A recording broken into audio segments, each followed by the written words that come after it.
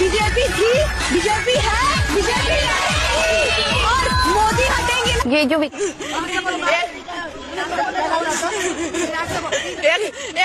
जीवन जीने का अधिकार छीन लिया हमसे। 40 साल की कमाई थी मेरे माँ बाप की है, हमने दादा से कोई सुनवाई नहीं हुई, कुछ काम नहीं आया, कोई सरकार काम नहीं आती, बस जीत जाती है उसका।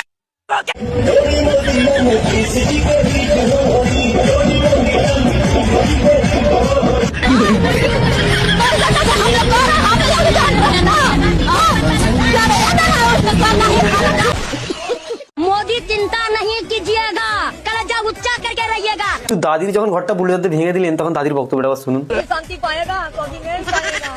अरे बेटी पुष्पा,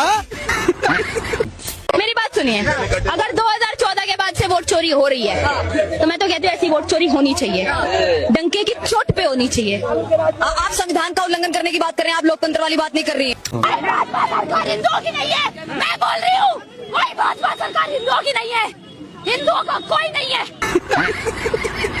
रोहिंग्या बांग्लादेशी हैं जो ममता बनर्जी चाहती है कि इस देश में आए। आप एक बार बंगाल में भाजपा की सरकार आने दीजिए, फिर हम बताएंगे कि बांग्लादेशी रोहिंग्या को कैसे निकाला जाता है इस देश से। सरकार हिंदुओं की नहीं है, मैं बोल रही हूँ, कोई भाजपा सरकार हिंदुओं की नहीं है, हिंदुओं का कोई नहीं है।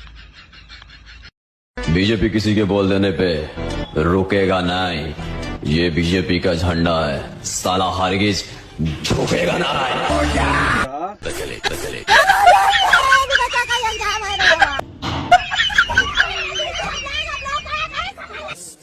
अगर मोदी हार गया ना तो देश पूरा गटर में चल जाएगा। इनको देखो, ये माता दी बोल रही है कि अगर मोदी जी हार गए तो दुनिया गटर में चली जाएगी।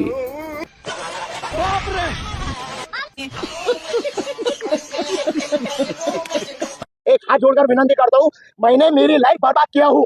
आप लोगों से सबसे विनती करूंगा, कोई भी कार्यकर्ता भारतीय जनता पार्टी में मत आइए और अपनी जिंदगी बर्बाद मत कीजिए। ये मेरी वाइफ है, 9 दिन हुए थे मेरे शादी को, मेरे को सेंट्रल जेल भेजा गया था। इस पे क्या बीती थी, इसका उदाहरण इससे पूछिए आप। व्यवस्था हुआ, शौचालय का हुआ, जल का व्यवस्था हुआ, हर एक गली पक्का हो गया है, इसीलिए बहुत विकास हुआ है।